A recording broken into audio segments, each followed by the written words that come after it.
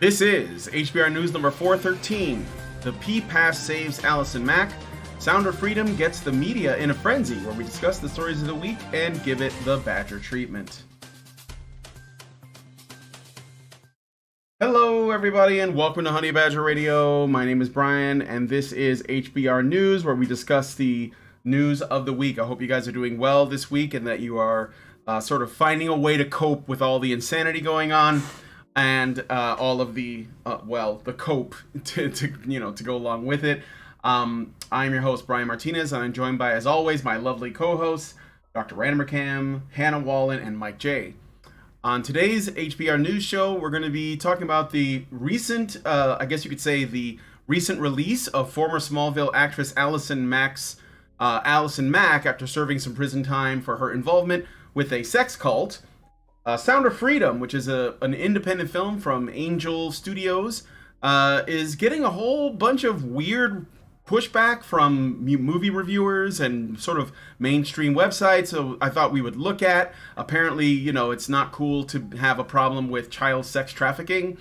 And Ben & Jerry's suffers immense losses after comments they made on Independence Day, and more. So stick around, it's going to be a good time. And be sure to join us afterwards for the patron-only show. So I have this article from The Guardian. I don't know if you guys heard about this, but the headline got my attention. It's, "Women who kill their newborns are deeply unwell, so why are they being tried for murder?" Where The Guardian is going to somehow, I don't know, justify the murdering of newborns. I mean, might as well go, past birth and find new ways to justify, I guess, killing babies. So join us on the Patreon show for that. I'm sure that this will be an extremely well thought out and nuanced discussion from Julie Wheelwright. And yeah, please consider doing that. Also, a couple things before we get started. One, Jojo is sleeping here on his little doggy couch, so he's not dead, and this is not a photograph. That's just how still he can be when he's tired. We went out for a walk, and he chased some motorcycles, and he's bushed. So he's all puppered out, but he will be with us today. And in addition, if you guys want to send us a message, you can do so through super chats on YouTube, super chows on our own website at feedthebadger.com/justthetip, or you can send a Rumble rant. I tend to give priority to the super chows first, the Rumble rants next, and the YouTube last. So please send us a donation, and just to make sure that we get most of the money and you don't give anything to YouTube, I would suggest sending a super chow, but Rumble works as well. Okay, so Rumble gang, say what's up, and thank you for joining us. And I think, oh yeah, one more thing I was gonna say. Before we get started, one other thing I was going to mention is that if you discover one day that we're no longer around, go to badgerfeed.com or honeybadgerradio.com. That's where we archive all of our video content, and usually in podcast form or in other videos. And be sure to go over to Rumble. Give us a follow over there so that you can support Rumble Chan. I understand that Rumble is growing as a platform. It's blowing up, and more people are going over there. So we may as well get on board as YouTube continues to censor and shadow ban and otherwise minimize content that I would assume you guys would find really important. One last thing is, I'm going to try this. I don't know if this is going to work, but I set up polls. One poll should appear in the live chat. I don't think it's going to appear on Rumble, I'm afraid, but it will be on YouTube and probably Twitch and the other places where we are. So if you see it, I'm going to test it out after the first story. So if you see it, then please participate in the poll. I think it'll appear in the live chat. So anyway, with all that out of the way, I guess we can get into today's stories, right? So let's go ahead and do it. All right, we're going to start with, Allison Mack. So let me just get this ready. Allison Mack, the television actress known for her role as a close friend of young Superman in the series Smallville, it's an old show, I think it's from like the 2000s, has been released from federal custody after serving a 3-year sentence for her role in the infamous NXIVM sex trafficking scandal. According to a report from the Associated Press, the Federal Bureau of Prisons records indicated that Mack, now 40 years old, was recently released from a federal prison facility located in Dublin, California, near San Francisco. Mack's legal journey commenced in 2019 and continued when she pleaded guilty to charges related to manipulating women into becoming sex slaves for the group's spiritual leader, Keith Raniere, in 2021. As a result of her cooperation with federal authorities, Mack played a crucial role in providing evidence against Raniere and assisting in unraveling the inner workings of the secretive organization. Her cooperation led to Raniere's subsequent conviction and sentencing to 120 years in prison for his involvement in sex trafficking. During her sentencing in a federal court in Brooklyn, New York, Mack expressed remorse and guilt for her actions because, she worked with him. In a letter submitted to the court, she apologized to those she had brought into NXIVM, acknowledging the nefarious and emotionally abusive schemes orchestrated by Raniere. Mack's apology continued in the courtroom, where she addressed the victims directly, saying, "From the deepest part of my heart and soul, I am sorry," the AP reported. Despite Judge Nicholas Garoffi's acknowledging the sincerity of Mack's apology, he emphasized the severity of her actions. He described her as a willing and proactive ally, an essential accomplice to Raniere's monstrous crimes. Garoffi's emphasized that Mack, leveraging her celebrity status, had groomed victims for the organization. The judge noted that Mack's sentence should reflect her active participation in the manipulation and abuse inflicted upon the victims. Mack's defense team had argued for a more lenient sentence, suggesting probation or home confinement as appropriate alternatives. They asserted that her cooperation with the prosecutors and her renouncement of Raniere demonstrated her commitment to change. In court documents, they stated, quote, "The NXIVM saga and the story of Mrs. Mack's descent have been a tragedy for everybody involved. But that need not and should not be the end of the story for Allison Mack," end quote. However, not all individuals involved in the case were willing to accept Mack's apology. One victim, Jessica Joan, vehemently rejected Mack's expression of remorse, describing her as a monster cut from the same cloth as Raniere. Joan addressed the court stating, quote, "Allison Mack is a predator and an evil human being," end quote. Mack's association with NXIVM and her subsequent conviction shed light on the dark underbelly of the organization, revealing the extent of manipulation and abuse inflicted upon its members. Sounds like QAnon, but we'll get to that later. It was revealed that the organization would conduct rituals in which their victims would be tied down and branded with a hot iron. It was further explained that the cult leaders actively encouraged the use of demeaning and derogatory language, including racial slurs, to further humiliate the individuals they considered their slaves, in quotes. According to the Western Journal, despite Mack's release, the repercussions of her involvement with NXIVM will continue to supposedly ripple through society. So, Pussy Pass strikes again. That's basically what what we have here. But anybody have thoughts? This goes right along with what Sonia Starr found in her research on the way that men are sentenced versus the way that women are sentenced, and so on, in regard to how the criminal justice system creates a huge gap in accountability between accused men and accused women, depending on the crime. And when it comes to violent crimes and sex crimes, the gap is more profound, more dramatic than it is with more minor crimes. And a lot of the reason is because when there's a partnership between a male perpetrator and a female perpetrator, the female perpetrator uses the act of throwing the male perpetrator to the wolves in the justice system to bargain for less time and to make herself look less guilty. And she'll express remorse like that, but basically claim to have been manipulated. Everything that a woman does is under some poor schlub's thrall, right? No women are in control of their own actions when they're in the courtroom pleading for mercy for whatever crime they've committed. It's always the guy's fault. And this looks like the same exact kind of behavior where she tried pretty much to pretend and was very successful with the court, apparently, that she is not as responsible for her actions and that her decisions were not made on her own agency, as much as his were on his own agency. She was as brainwashed as everybody else, and it's just, I don't buy it.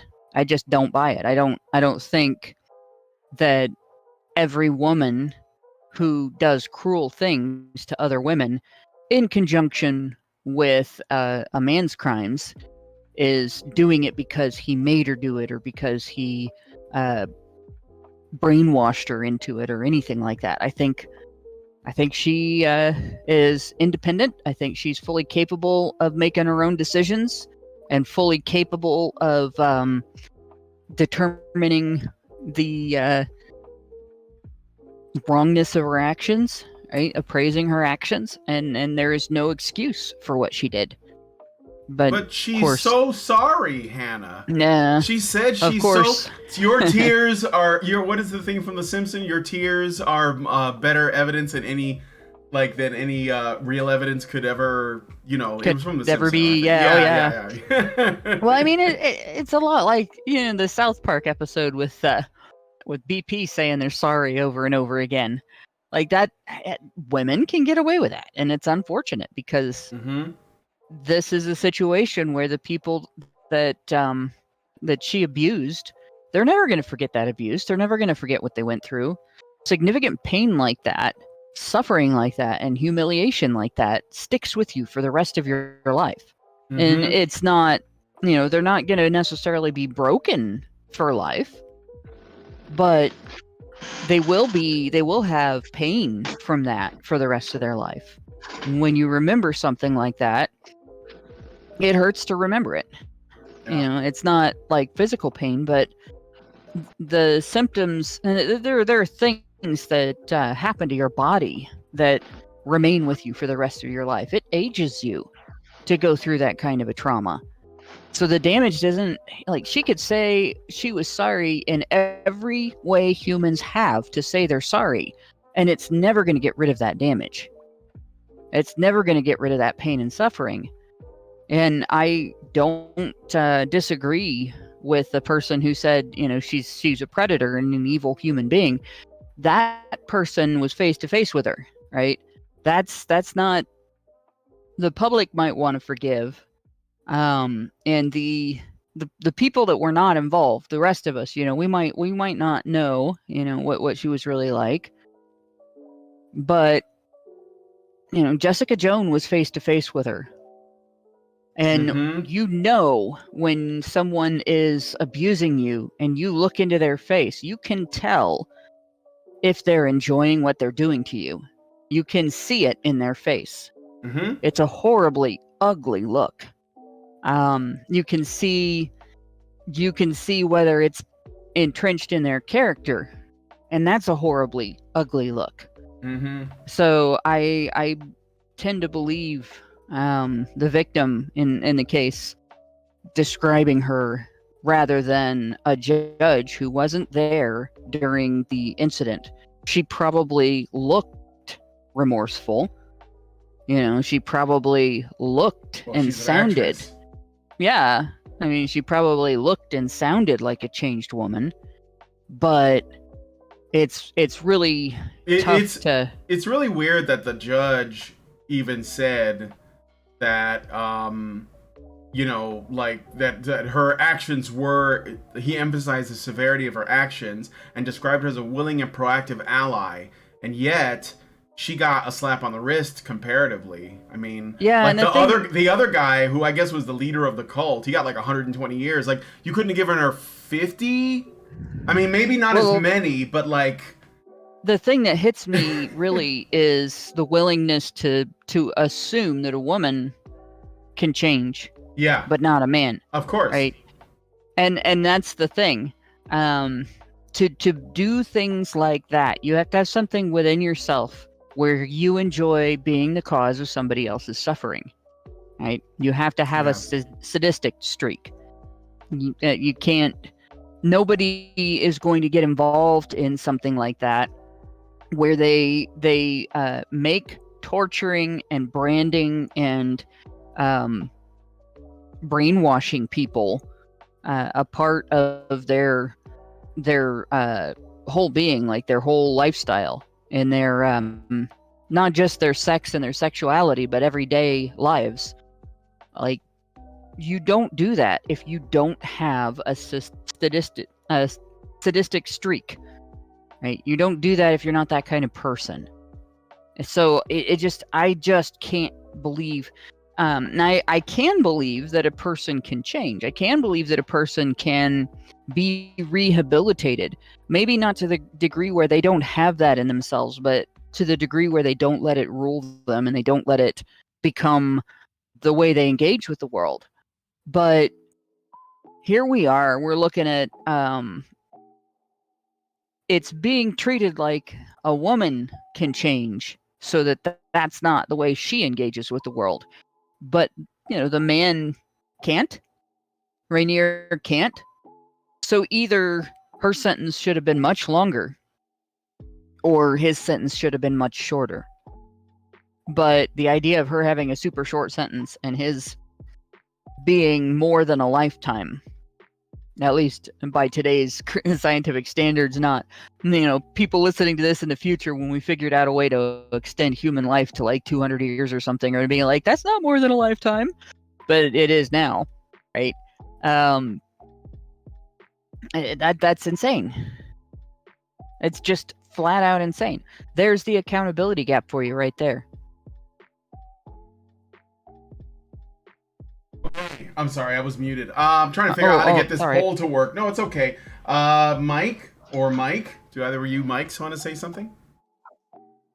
Yeah, it's noticeably in stark contrast to what happens to enemies of the state in the event of them apologizing to whoever quote unquote cancels them into apologizing.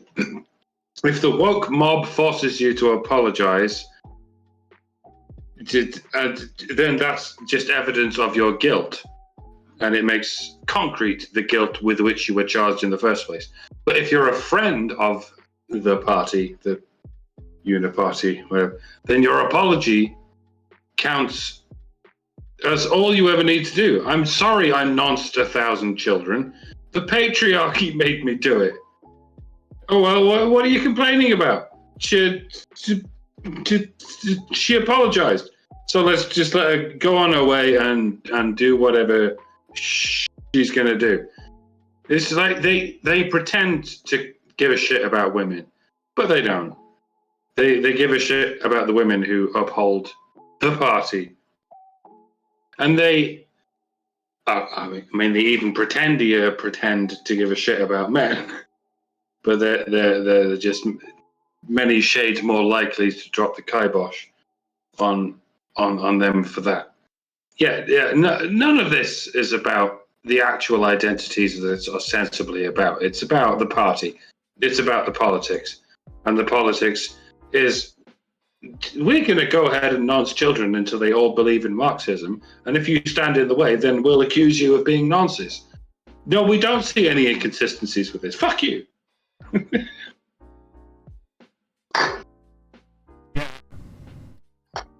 As a child, I always wanted to figure out what the secret world of Alex Mack was all about, and I didn't want to find out like this. Yeah, right. Does anyone even remember that show? I didn't. It's not just people turning into balloons. It's a secret network of fucking pedophiles. No. The 90s That's conspiracy talk and QAnon madness. They told In the us 90s, it's not happening. In the 90s, it was just girls had the ability to turn into a weird balloon of CGI matter every now and again, and that was good enough for us. Yes, I remember Alex Mack. Remember the show kind of scared me because it had like the same effect as like Terminator 2 did, and that movie kind of scared me because I mean, the T-1000 was just fucking horrifying. Yeah. And so I thought the two were like related. Yeah. Well, anyway, not surprising that Allison Mack. I mean, essentially walked away. Like she got some jail time, but like the other guy got 120 years, and they were pretty chummy. There's a video. I don't have it here, but I can link you guys to it where she interviews Rainier, and they clearly like got stuff going on, but you know, again, wouldn't want to be a conspiracy theorist, like the most overused insult ever. So I don't know, guys, let us know what you guys think. Are you surprised by this? I did put a poll through. Number one, if you say vote, I think it's like exclamation mark vote 1 is for yes, you are surprised. Exclamation mark vote 2 is you're not surprised, and 3 is hell no, you're not surprised. So if you can, send me a vote. I'm gonna try and get these to work. I'm sorry that they're kind of clunky. We'll see if you can get it to work. So all right. Anyway, with that said, I guess if there's nothing else, I got some super chows. Then we'll move on to the next story. Plain Dane gives us $5 and says Smallville has one of the worst endings in TV show history. She's just as evil and should never leave her cell. She should live and die in the hole. Thank you for that. Appreciated and noted is all I will say. Zapier that's anonymous, gives us $5 and says, I know a guy that went to prison to save his mom from going to prison because she was selling cocaine. So he went to prison in place of his mother. He unfortunately was living with her at the time and took the blame for her despite him warning her. He told the cops and prosecutors that he was forcing her to help him sell. He was completely innocent and she let him throw himself under the bus for her. Wow. I mean, I love my mother, but that's nuts. That is nuts. Well, if a mother loves her son, she wouldn't let him do that. No, that's what I'm saying. Yeah. Yeah. Thanks for that. A good anecdote from Mitch Hedberg. He once tried going through an airport with, I think, heroin in his pocket. And when it became apparent that he was going to get searched, he gave it to his girlfriend, an apparently quite attractive woman. Mm-hmm. And they let her off with a warning and a slap on the wrist, which would definitely not have happened if Mitch Hedberg himself had been caught with that heroin. So, you know, a word of advice: if you're trying to smuggle drugs through an airport, give it to your girlfriend. Get away with it. Yeah. Maybe being, don't fly well, if you're trying to smuggle drugs. I'm being mostly sarcastic, but only mostly. All right. So I guess, okay, we'll move on to the next story. Let us know what you guys think about this one in the comments. I look forward to seeing your thoughts. We'll see how this voting thing worked out at the end of the show. All right, and I think, yeah, that's it for the Super Chows. Thank you, Zapier, that is anonymous, and Plain Dane. So, moving on to the next story, I'm going to hand it over to Mike. This is related, in my opinion, to the one we just did. Oh, Mike's not here. Oh, he's back. He's back. Okay. Hey, Mike. Yeah, Discord just derped on me. Oh, yeah, I know. It did on me earlier today. All right. We're on the next story, so I'm going to give it to you then. All right, well, thank you, Brian. In related news. Very related news. There's going to be a tiny bit of a thread on the show today here, as I'm sure some of you will figure out. Jim Caviezel's Sound of Freedom has hit theaters with a bang. The anti-child trafficking movie, which is based on a true story, focuses around Tim Ballard. Ballard, a Homeland Security agent resigns when his superiors refuse to fund operations that would help rescue children from human traffickers.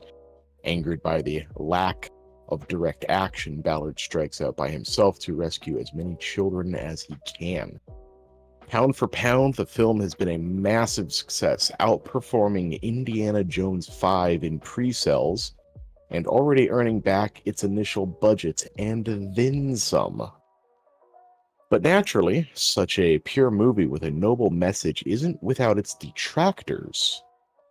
CNN, for example, the same CNN where a former producer was caught soliciting minors, called the movie by QAnon supporters for QAnon supporters. The Guardian labeled the movie paranoid and QAnon adjacent. Should be noted that Guardian also sung the praises of Netflix's Cuties, calling the movie bold and misunderstood.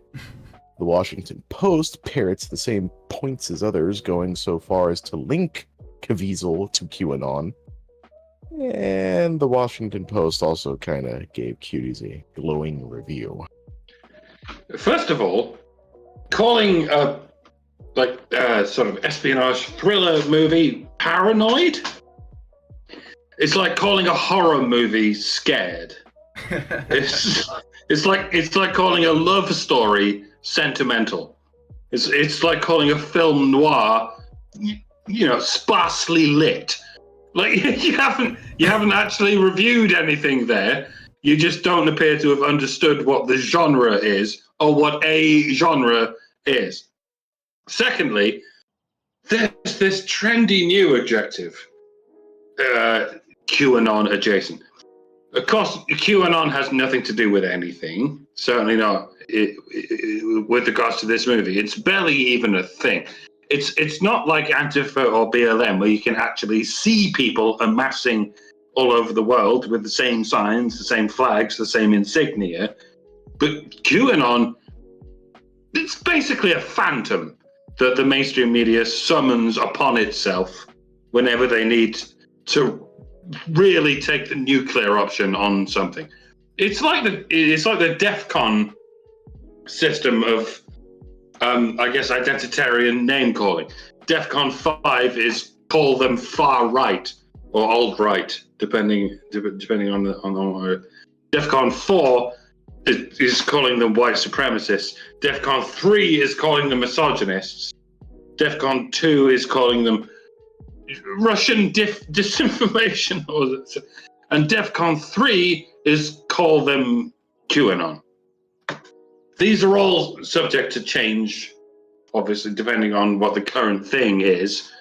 But QAnon adjacent has only ever been used twice, to my knowledge, for January the 6th and for this. This is a weapon they only break out when they really need to break it out. Nobody knows what QAnon is. They've never seen it. They don't know what it's made of or how it works. They don't know anything except that it's this very bad thing, something insurrection. They have weapons of earth, fire, air, and water, but this is their ethereal weapon. It doesn't mean anything. It doesn't mean snake. It doesn't mean hawk. It doesn't even mean enemy tribe. It just means panic. It just means fear. Funnily enough, it just means paranoia. So you can tell from the reactions of the communist shitbag mainstream media just how important something is by simply observing which DEFCON level to which they've escalated. If they go full QAnon, they've gotten desperate. This wasn't a protest against election interference. It's ooga booga durka durka. This wasn't a protest against child trafficking. It's ooga booga durka durka. Okay, we can attack him now. That's all any of this is. They're not even pretending to be journalists anymore. They only tell the narratives they're told to tell, using the specific buzzwords they're told to use. And all they're doing is indicating exactly how nervous they are about this particular thing. And they're just pointing at their own weaknesses. It's like they openly giving us the codes to the Enigma machine that they're using. They can't help themselves because they've never even been challenged.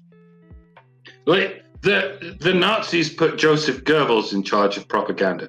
The Fourth Reich, in which we're dealing, appears to have put a gym hall full of monkeys with typewriters in charge of their propaganda. They just go, Chumbawamba means bad. I hereby declare Chumbawamba to be bad. Re.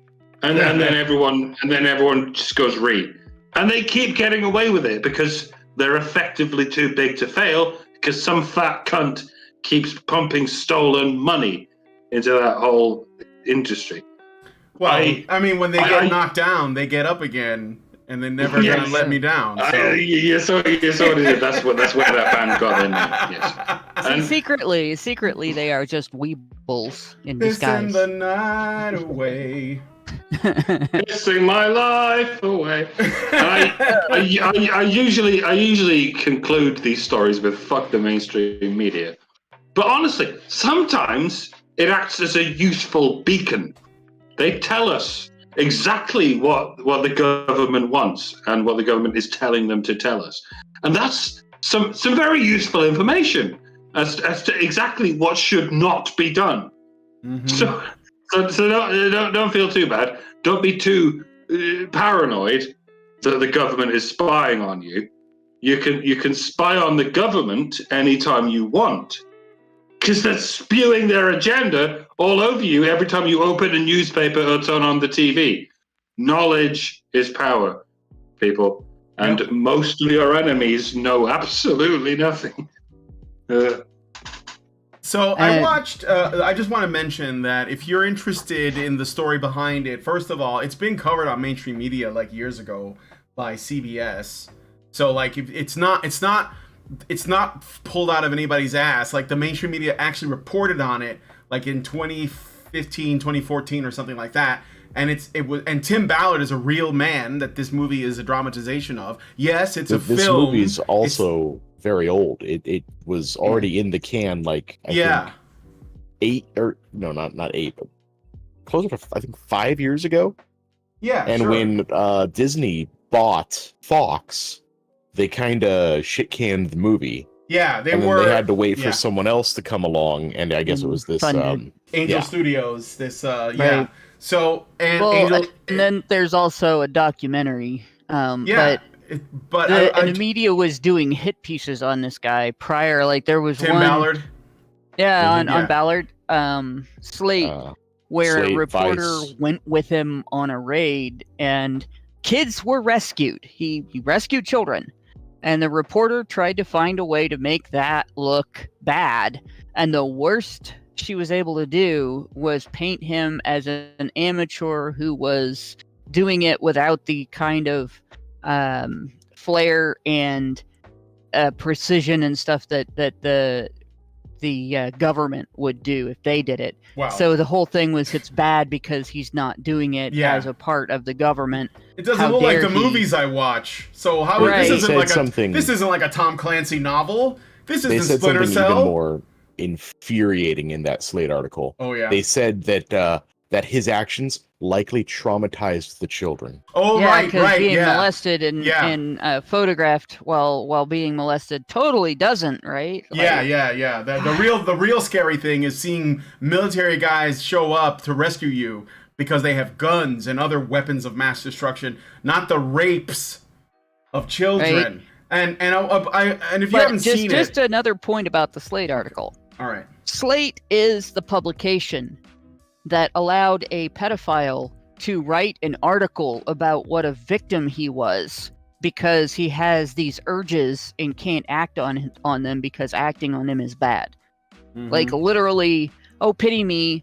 I have this, and it pretty much set the stage for pedophiles all over arguing that their illness is a sexuality that's just misunderstood, and that they're all non-offending and should be treated as victims of a sexuality, a natural sexuality that is a handicap for them, a social handicap for them, rather than being recognized as people with an illness that needs treatment in order to protect the public from them acting on their symptoms, and in order to protect them from becoming criminals when they act on their symptoms.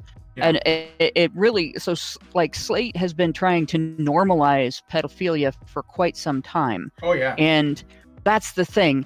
The more hysterical a particular media personality is over this video, the fewer degrees of separation you can presume them to have from an actual pedophile ring. That's the only reason for them to get hysterical over this, because the film and the story do not create any kind of likelihood of any people going out and taking actions against media personalities or the general public, or trying to go on missions to South America or anything like that. It's very obvious that it's not your average normal person that's going to undertake such a mission, right? Yeah. But these people who are hysterical over this and who are hysterically trying to tank it, who are trying to undermine it, have to have some sort of motive for that. And if it's not to prevent some sort of actions by people that might be inspired by the film, because this isn't the type of thing that people can just do because they're inspired, then it must be because they don't want to see this kind of behavior exposed, and they don't want to see this kind of behavior condemned. And so obviously, either they are working for somebody who has said, you got to kill this, you got to emphasize that this is bad, or they themselves are part of an organization. And don't kid yourselves. Just because there was a false flag, and I mean, QAnon was an obvious false flag. If you read the tweets and the posts on 4chan and thought QAnon was real, you're one of the most gullible people out there. I'm sorry. Like the obviousness was just undeniable. The first thing I saw, it was an obvious false flag, right? But just because QAnon was a false flag does not mean that the crime now suddenly no longer exists and didn't ever. Right. It still is. Like, there's been organizations for decades to try to take down big pedophile rings worldwide. And human trafficking has been a problem worldwide for decades, forever, honestly. Yep. And so this idea that it's suddenly not something that can be talked about without referencing QAnon, there is no basis for it. There's no basis for making that comparison. Yeah. Right. And there's no basis for hysteria to try to get rid of or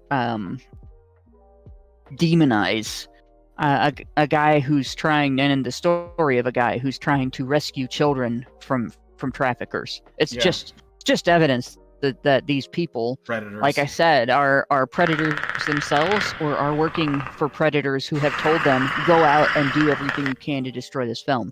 And if somebody is the latter and they're actually doing what they're told, then they might as well be predators themselves, even if they've never touched a kid. So I wanted to say a couple things about this. If you want to hear more, there is a really great interview that Jordan Peterson did with Tim Ballard and Jim Caviezel on his channel. I think it's like from the week before the movie came out, which is Independence Day. I wasn't going to cover this originally. Like, I mean, I'm interested in watching the movie. I thought, I saw the interview. I thought it was really great. And I got some, I was sort of like, well, is this a men's issue? But I think it is. And I'm going to tell you why. At least it's adjacent, not QAnon adjacent, but men's issues adjacent. So in that, Tim Ballard is a father. He has 2 sons. And in his anecdote about like his first experience with this, it actually involved a boy. And one of the things that no one talks about is how many boys are sex trafficked. Now, of course, girls are too, but everybody talks about that. We already know that. But what is left out of the conversation is that there are also boy victims. And in the story, you have a man, and I think this is one of the reasons why the mainstream hates this movie. They just hate this movie for partly because Tim Ballard is a Christian, and the studio that's producing the film is also like a religious studio. Jim Caviezel is a well-known, very religious man. He played Christ in The Passion of the Christ with Mel Gibson. He was also in The Count of Monte Cristo, which is really great. I love that movie, and if you haven't seen it, I would check it out with him and Guy Pearce. It's awesome. But anyway, and so there's that, but there's also the fact that the main character is a man, is a white man, is a religious white man, is an American religious white man that wants to go and save children from sex traffickers. And this is based on real, it's a real story of a real man who actually did these things. But the movie is not a documentary. It's presented as a kind of, thriller type of story with a lot of dramatic elements. So some people, even Tim Ballard and Jim Caviezel, said you could kind of compare it to the movie Taken with Liam Neeson, except that Taken's not based on anything real. And I think that the funny thing is that when Taken came out, the response wasn't like this because it wasn't quite hitting as close to home. And I think it's because this film is talking about a man's real experience in a thing that is a big problem. And in particular, and I think this is another thing that people minimize, they don't think that shit happens in the United States, but it does. In fact, the people who buy trafficked sex slaves or whatever you want to call it, a lot of them are in the States. And so this is the reason why they are trying to dismiss it. This is why they are attacking it. This is why they're mad that it made more money than Indiana Jones and the feminist cringe fest. Because people are interested in these kinds of stories. So I think that is a very important thing, but I would check out the interview with Tim Ballard and Jordan Peterson. It's about 2 hours. Jim Caviezel's there, but he doesn't say that much. It's mostly Tim Ballard talking about his experiences. It's very worthwhile to watch. And that is a man that people should look at as someone to look up to and maybe even model themselves after. He seems like a good man that's trying to do something really good and really important that the elites do not want us involved in. And that's more reason to support it. So originally I wasn't going to talk about it, and I got like a bit of pushback. Oh, the guy's a Christian, we don't want to piss off the subscribers. I don't care, okay? What's right is right. So when the mainstream media essentially runs cover for groomers, there is a problem. I don't know that that's a partisan issue, but it shouldn't be. So that's one thing. The second thing is I see that there's only 21 votes and there's like over 50 people watching. Give me a vote on the poll. So why do you think the mainstream media is so critical of Sound of Freedom? Is it because it's a Taken ripoff? Is it because Jim Caviezel is the CEO of QAnon? Or is it because they're groomers? Let me know in the poll what you think. Why else would they be so critical of this film? Why? Because if they had just ignored it, it probably wouldn't have made that much money. But because they came out after it so aggressively, I think that's why people are interested. The other thing is about QAnon. So I don't know if you've noticed, but I've noticed that when you're dealing with the mainstream media, when you're dealing with academics, when you're dealing with the intellectuals and the politicians, they're not talking to you. They're playing Magic the Gathering, and you're trying to have a conversation. And when you say, "Oh, what about this thing?" They just play the Andrew Tate card. They play the Harvey Weinstein card. They play the Me Too card. They play the woman card, which is probably like trumps all the other cards. They play the QAnon card. They play the far right MAGA extremist card. They play whatever works. And what you got to do is you just got to ignore it, because it's not an argument and it doesn't have any value. Like, so if they say QAnon, you say, "Shut up. We're having a real conversation with adults here. Do you care about children being trafficked or not?" Because if you don't, that says everything I need to know. So you don't even entertain those ideas. Don't make the argument, in favor of Andrew Tate if they're just using it to silence you and to throw you in with whatever they've dreamed up in their head. Don't let them. They're not to be taken seriously, is what I'm saying. They're just using the cards to silence people. That's all it is. It's not about the truth. It's not about trying to find a solution. It's not even about identifying the problem. It's about silencing opposition. So I hope this movie kicks ass. I want to watch it at some point. And I hope that, if you're interested, you check it out. I will say that this film is PG-13. There isn't anything like really explicit that's being shown.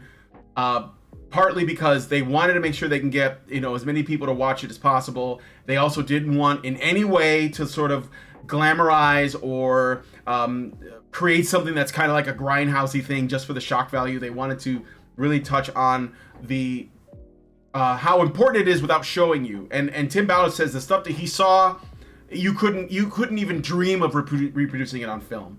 So I dread to think about it. I mean, I don't know how the guy maintains his sanity, but anyway, those are my thoughts on that. So I don't know if anybody else has anything. Yeah? What was that? I have to wonder what. Mike, you're breaking up. Is he breaking up for you Oh. guys? Yeah. Okay, I'm gonna keep talking until I'm not. I think you're not breaking good. up. You're good. Okay, I have to wonder what kind of rating was given to Cuties.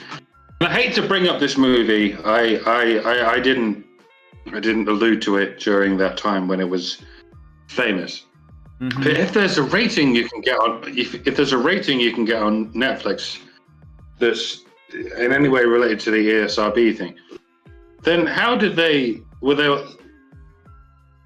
was it like, yeah, there's some sexual content, but it's children, so it doesn't count as sexual content. So universal, everyone can watch this. It's inspirational for little girls everywhere. But this was, there's a reason lots of people aren't watching this, because they don't know what they're going to see, and they don't like the idea. I'm reluctant to watch it, to be honest, because I don't know what I'm going to see, and I'd rather not even see it. But at the same time, I'm like, I have to see what the fuss is about. Mm-hmm. But is this, how much worse is this than Cuties? I don't imagine they're actually. The first 30 minutes of Sound of Freedom is pretty fucking visceral. Okay. Well, I mean, I'll wait until I've seen it. it's more about the those... performances of the people reacting to things, though. I don't think it's. You can't do a documentary on people being rescued from something terrible without showing how terrible the thing is. I like, you may not be able to be explicit, because obviously you want to be able to show it in theaters, and even if this was adults, you wouldn't be able to show that in theaters, but you would still be able to show the child being in fear. You would still be able to show how cruel and heartless and frightening the perpetrators are. But I mean, it's not going to be. It's probably not made to be easy to watch. It's made to get people to understand why he's doing what he's doing and why it needs to be done. So, I haven't seen it yet. I intend to, and it's probably going to be hard for me to watch it. But I'm going to do it anyway, just to see, what this guy did and what he's been doing. Just from what I've read, it's not going to be an easy thing to watch. But I will say this: it's really something to understand. The people who are involved in this type of work are almost all men. Yep. Right. That's right. There are women who are involved in the part where the child is now rescued, and you go for the recovery, and the child needs nurturing and care and psychological assistance and so on. But there are not so many women involved in the gritty, painful, dangerous, and scary part of going into the environments where children are being victimized and extracting the children from those environments. That is men's work. Mm-hmm. And it's not because women shouldn't do it. It's not because women aren't capable. It's because women won't do it. Yeah. You'll will have seen Taken, right? At least you will be peripherally familiar with the memes that have come from Taken. I have a particular set of skills. Will hunt you down. Blah, blah, blah. The particular set of skills that Liam Neeson was talking about is I'm very good at hunting down child traffickers. That's what that movie was about. This secret agent guy, his daughter was taken in Paris by this shadowy human trafficking cabal, and everyone from every political avenue was like, yeah, go Liam Neeson. We fucking hate the child traffickers in Paris, and we want to watch you kill as many people as possible with the butt of your gun. Yeah. So go ahead and do it. And nobody seemed to care. I guess it was because it was a European human trafficking thing they were talking about, and who gives a fuck about that? And also, is that it was a woman trafficking cartel.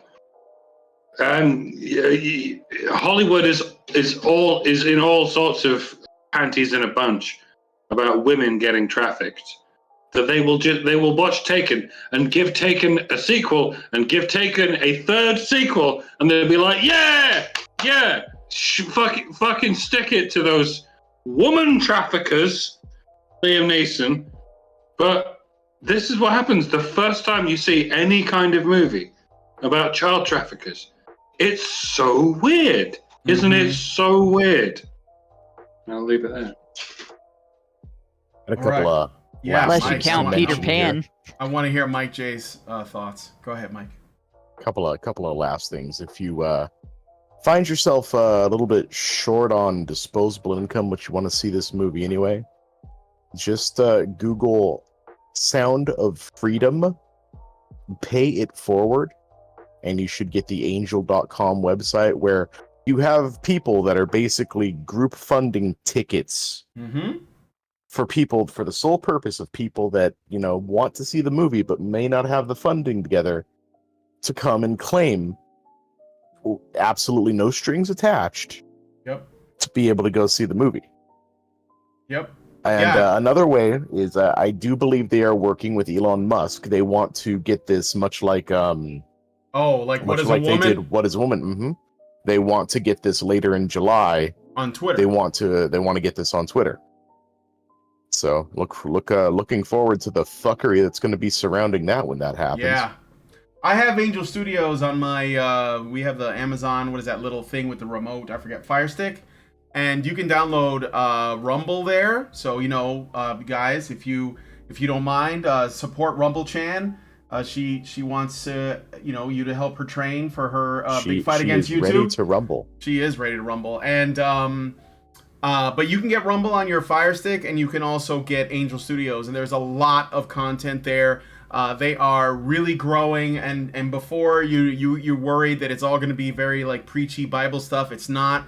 I mean, yes, a lot of it is because the people who put it together are Christians, but there's a lot of other kinds of content. I don't know if you remember Julie Borowski. Do you guys remember Julie Borowski? She had a big YouTube channel, Libertarian. I had her on the show once, early on.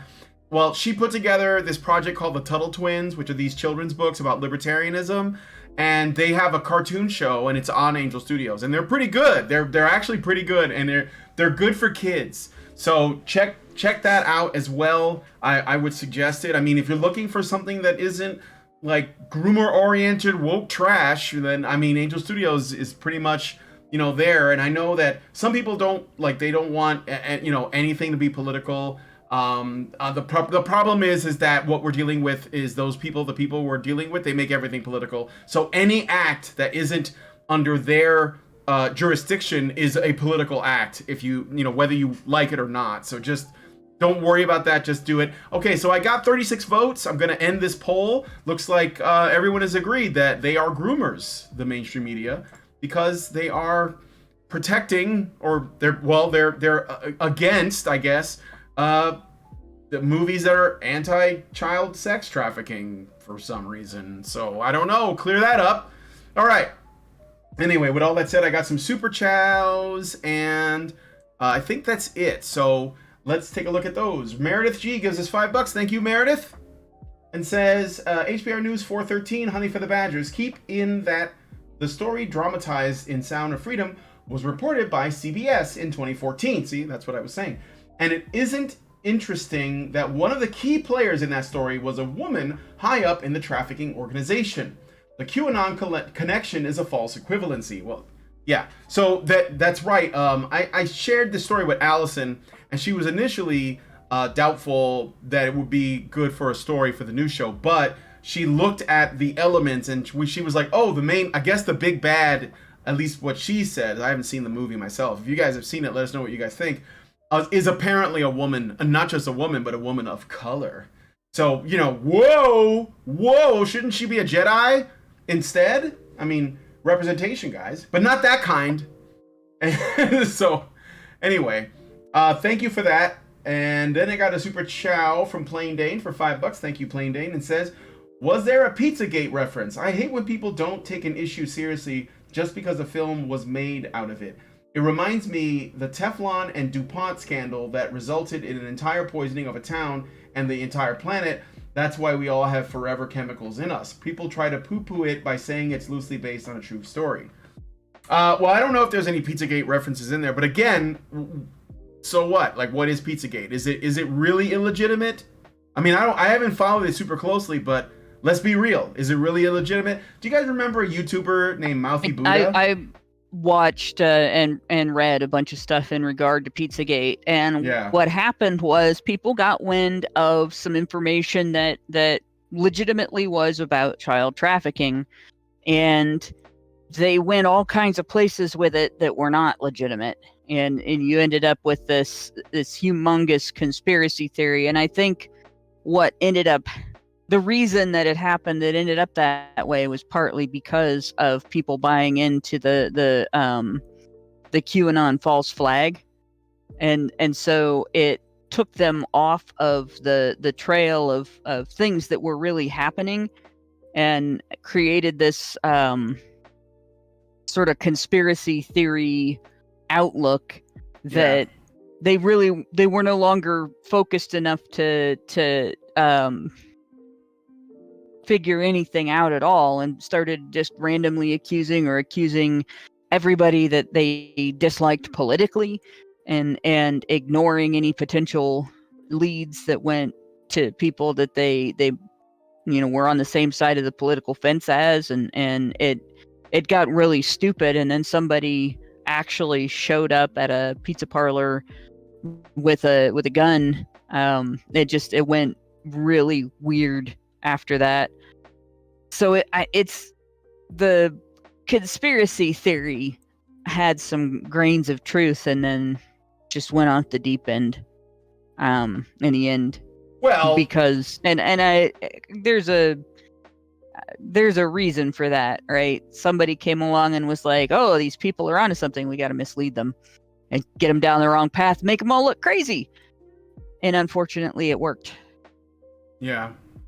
Well, I think that because the media is not helping anyone with the truth, you're just going to have people kind of stumbling around in the dark trying to put things together, and they're going to make mistakes. They're going to make mistakes, but like, I'm not going to blame them for it, because, we shouldn't, like, normal people shouldn't be doing the job that the media is supposed to be doing, and they're not doing it, and they have no interest in doing it. So you're going to get people that are scrambling to figure it out themselves, and they're going to make mistakes, but I don't blame them, because at least they're trying, is how I see Normal it. people are who should be the media. Yeah. But in terms of the whole Pizzagate thing, not everybody is cut out to be a detective. Right. Yeah. But the people who would appear to be qualified don't want to do it, because they're protecting these people. So, anyway, thanks for the super chow, Plain Dane. We're gonna move on to the next story. Let us know what you guys think about this one in the comments, and we're going to now look at, well, Ben and Jerry's, which I don't have Ben and Jerry's anyway, so it doesn't bother me. But all right. Mike, this is yours again, if you don't mind. I never do. I never do. So, boy, howdy. Ben and Jerry's really took a good hard look at what was going on with Anheuser-Busch and Target, and they decided they needed to step right said, in it, right next to them. Hold my Hold my Cherry Garcia. spoon. Hold my Cherry Garcia. So, sugary dessert diabetes company Ben and Jerry's just can't help themselves. Despite the utter failures of companies like Target and Anheuser-Busch, who decided to embrace the woke progressive marketing, they too decided to give it a try.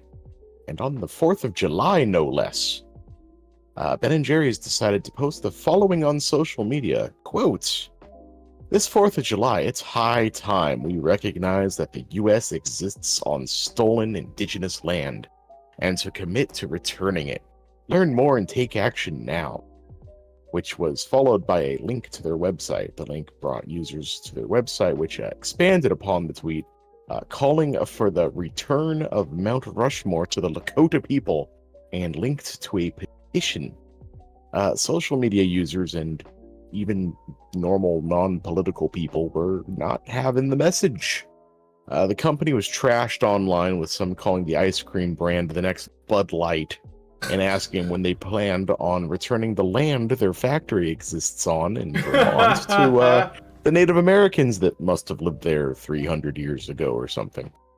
Furthermore, the brand's parent company, Unilever, took a dip of around $2 billion amid a loose boycotts. All right, before people speak up on this, I just want to say, this is the poll, all right? And I think this is important. Because I've heard Michael Knowles, for example, say that he's okay with cancel culture in this instance. But I would argue that boycotts are not cancel culture. Those are different things. So vote on that, what you think. Meanwhile, I'm going to let Random Cam, because I think he was going to say something. So go ahead. Yeah, just kind of say a bunch of things, and then your comment threw a bunch of things into what I was thinking of. Sorry. But I think I can juggle them all. First of all, it reminds me of that Stone Toss comic. The one where there's with the Indians? When are you leaving? Yeah. No. There's a bunch of Stone Toss comics you can apply to when you give. But the first panel is something like I'm a religious person and therefore I pay to charity because I believe charity is the right thing to do. And then there was another religious person saying something along those lines. And then there was a socialist saying, I believe that people's money should be given to everyone else. Mm-hmm. And then there's no following panel saying, and that's why I.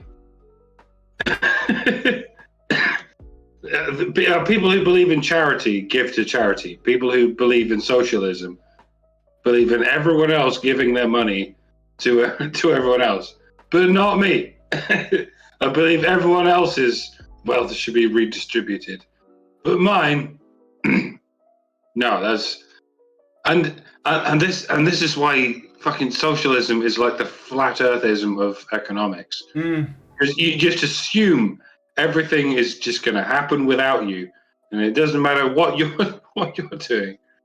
Everything. And like, if you're going to take this, there are many places you can take this absolutely faulty logic. Excuse me while I cough.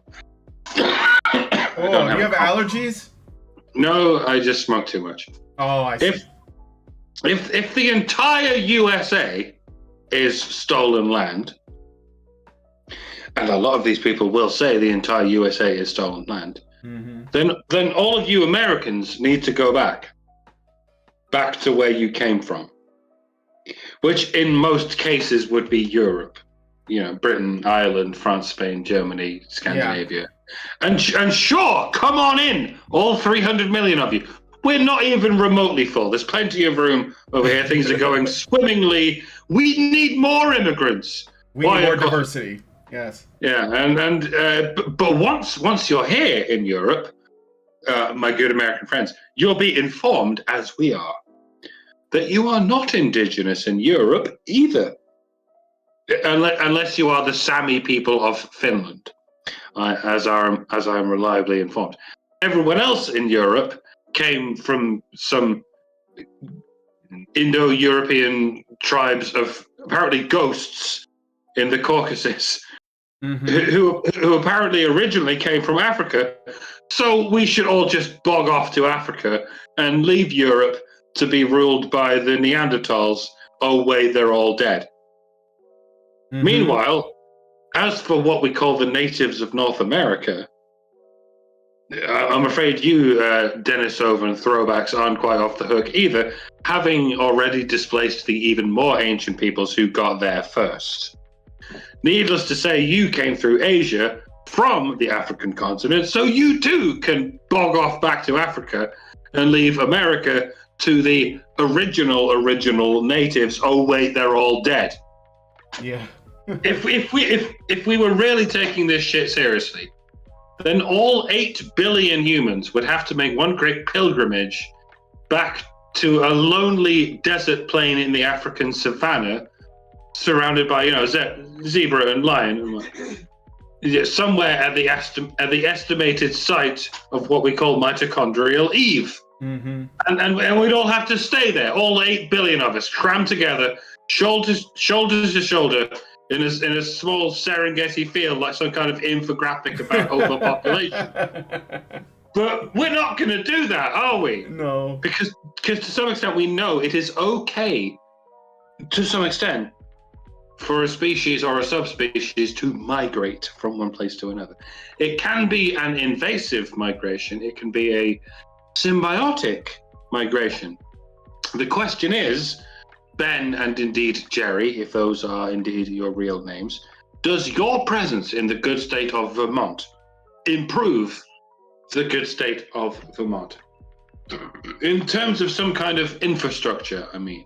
Is it creating more wealth and happiness than the largely empty rolling glass plains that used to be in its place? I'd say it is. I'd say most things Europeans built in America are doing just that, improving some kind of infrastructure. I'm not sure I like you as a company, Ben and Jerry. Your marketing department is certainly operated by some embarrassing fucking clowns, but I would sooner have my shores invaded by 10 of you, by 10 pretentious white sugar hawking conglomerates, than the hundreds of thousands of dead weights on our infrastructure that we currently have culturally enriching our shores. It's something I can show you can relate to America. You see the difference? Yeah. You need a policy to decide to what extent migration is indeed okay. Like, just come up with a policy. I was here first is a policy. Finders keepers is a policy. Might makes right is a policy, like the Aesop fable. A fine argument, little one, but it lacks teeth and claws, such as we, and so on. But like I say, maybe it should simply come down to who is making the most of the land in question. Those who plant orchards have a better case on the land than those who raise armies of feral hogs and just unleash them on the ecosystem, whatever the fuck that happened. And yes, I suppose the jury is still out on which of these analogies best describes Ben and Jerry's with their white sugar factories and whatnot. Hey, I tried to defend you, Ben and Jerry's. I really did, despite your determination to shoot yourselves in the foot. But you do this a lot. The only reason you get away with it is because people are addicted to you and the chemicals you sell. Considerably more than they're addicted to Bud Light. Anyway, That's true. Just to close off, white sugar is worse for you than alcohol. And I mean it. Fight me. Yeah. God, fight me right. I put you in Duke so much. Agreed. Yeah, you're right though. It is really bad. But people do eat ice cream, and people do like ice cream, and people are gonna buy ice cream. Haagen-Dazs. So I just want to point out, if you really, really like Cherry Garcia, and you're trying to boycott Ben and Jerry's, and you just hate giving that particular flavor up, look for a brand name called Homemade. It's the United Dairy Farmers brand, and buy that for a while. You might just find that you like it better than the other. But even if you don't, it's a pretty good substitute. I happen to like it better, although technically I'm boycotting all of the ice cream companies right now because I am on a diet. So Same. So I mean, like, this isn't really about ice cream. I think that if you're in the business of creating luxury, which an ice cream is a luxury, it's not something people need. Yes, it is. You probably shouldn't be virtue signaling and going against the country that, you know, you make the most money from. So it's just not a good idea. But I think the purpose of me mentioning this, firstly, you know, I think that Ben and Jerry's made with high fructose corn syrup and not even sugar. But which is way worse, actually. Oh yeah, than it's cane way sugar. it's way worse, and that's why I say if you're gonna have ice cream, Haagen-Dazs is probably like the most natural that I can think of off the top of my head. But again, if you don't eat ice cream at all, then you're probably better off than everybody. But my point was to say something about cancel culture, because I've heard that people like not buying a product, like not going to Target, not buying Bud Light, not buying, you know, Ben and Jerry's now, not going to see the new Indiana Jones movie, not buying the woke comic books, like that's somehow cancel culture. And I despise that comparison, despise it, because the choice to not spend your money on something is something we do every day, all the time. Everybody discriminates. There's no such thing as people who don't, because whenever you make a choice, you discriminate against something else. Every time. So cancel culture is different. Cancel culture is when you say, I don't like your message, and so I'm going to ruin your life. I'm going to call your employers. I'm going to call politicians. I'm going to get you removed from social media. I'm going to ban you from this or that thing, right? And it's not because I'm making the choice for myself. It's because I'm making the choice for everyone else about you. And so that's the important difference. So not giving people who hate you your money is not cancel culture. It's just boycotts. It's just a refusal to participate. Like when I learned that, oh, Bud Light, you know, did this thing, and I was like, well, it literally doesn't affect me at all because I never bought the product to begin with. And if you already aren't buying it, then who cares? But I think it's important to make make clear the distinction between boycotts, which are everybody has the choice to do at any time for any reason, and cancel culture, which requires you to go out and destroy somebody's life because you can't destroy them directly. You're just gonna destroy their social life, destroy their social media, destroy their job, destroy their prospects, whatever. That's a different animal completely. So that's the main reason why I brought the story up. Don't care about Ben and Jerry's. Don't eat them anyways. And I wouldn't if I were you, because it's not good for you. So we could probably use for less ice cream. You have to also consider the difference between legitimate outrage and outrage porn. Yeah. And like legitimate outrage, you hear about something, you find out about something, you're like, well, that's shit. You know, it's outrageous that this person behaved this way or did this thing or whatever. But outrage porn is when you look for every little thing to be outraged by, and then you highlight every little example of every little outrage you can find, and you exaggerate how bad a particular instance is individually by making it out to be part of a pattern or trying to connect it to things that it's not connected to in order to maintain an attitude of anger and outrage, but without any other purpose. Like, you're not trying to fix any problems, you're not trying to help anybody, you're just looking for a good mad. And that's not, it's not helpful, and it doesn't have any real purpose in your life. And cancel culture goes along with outrage porn in that it involves people looking for small mistakes, tracing back, 10 years of somebody's social media posts, looking for something that might be remotely politically incorrect. Oh, this person told an off-color joke. Oh, this person used to think XYZ, but now they've talked about how they've changed their mind. Let's cancel them for what they used to think, instead of celebrating the fact that they figured it out, and that's whereas boycotting a company because the company is attempting to use, they're not just expressing a political opinion, they're trying to use their financial supremacy and their popularity and so on as a means of controlling the way that you think. And that they participate in cancel culture, and that's, if you want to boycott somebody because they're participating in cancel culture, that isn't the same as digging through 10 years of somebody's tweets and finding something they said that you don't like, or purity testing. Somebody has in the past believed in the death penalty and now they don't. Well, but they used to, so obviously they have flawed thinking. Well, no, they didn't have all the information, right? Or maybe they weren't very mature at that time. Like when I used to believe in the death penalty, it was because I was more of a black and white thinker, didn't have the nuance that I developed further into adulthood. And I think a lot of people in their youth are like that, where they either they're too lenient on the idea of crime and criminals, or they're too harsh. And then as they get into adulthood, they're more interested in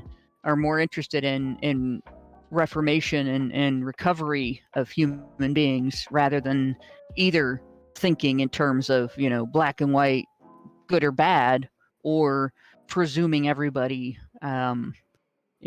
well-meaning and just, they just made a mistake. So all of that, like calling something cancel culture to get rid of it, or to counter it, doesn't get rid of it, doesn't counter it, doesn't convince anybody. Yeah, you can spread the word on it, and then, if you don't agree with it, don't give them your money. Fortunately, most of the companies that are doing this are selling something you don't need. So you're not going to miss anything. You can shop for clothes at Old Navy or something, or you don't have to go to Target if you don't like what they're doing. You don't have to drink beer. It's probably better if you don't. You don't have to eat candy bars or Skittles or or any of that stuff. So yeah, I mean, speaking of the companies selling things, it's very interesting because you have a company making such a strong statement about America, the U.S. Yeah. And then you look at who owns them, Unilever, and care to guess where Unilever's located? No, I'm afraid the United States, London. Oh, okay. Well, yeah, that's interesting. I would have thought they were an American company, but nope. Well, there you go. I mean, we can the UK's not doing so great either, so they got their own problems. I mean, but you know what? At least we're not France, especially now. So, that's actually something I was just talking about to somebody today. Yeah. When we talk about that, it's important to sort of differentiate between, historically the aristocracy and the peasants, or in modern times the modern aristocracy, the establishment, versus the general public, because they have never been on the same page, right? Yeah. The government in France has never, it's very rarely been on the same page as the people of France. Of course, even to the point of, the reputation France has of surrendering all the time, when some of the most courageous people were part of the resistance. Yeah. During World War II. So it's just, I hate making fun of that particular nation just because of that, and it's not because I have some French ancestry, although I do, but it is just that the reputation that they have in the United States is not deserved. No, I know. I just like poking fun at them. People poke fun at them all the time, but I'm kind of pulling for the everyman every the Frenchman? establishment there right now. Yeah. It perturbs me to have to defend the French, but I must, because people keep saying, well, the French deserve this because of what they did to the Algerians. And this is the mistake people make.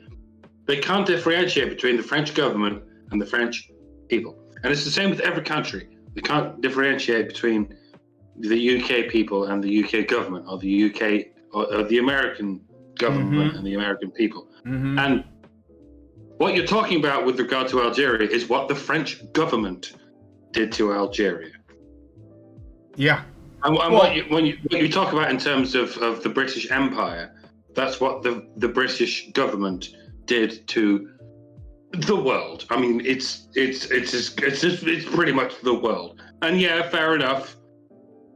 If I was in charge, I would be like, don't do that. If most British people we were in charge, we'd be like, yeah, don't colonize the world. We're kind of happy as we are. Well, we're not. We're going through going through the Industrial Revolution, and we're all having a very hard time. But as we understand it, our great-great-grandchildren are going to benefit from all this. But the point is, when countries get too big, their governments start doing shady shit. And it's the governments that do this shady shit.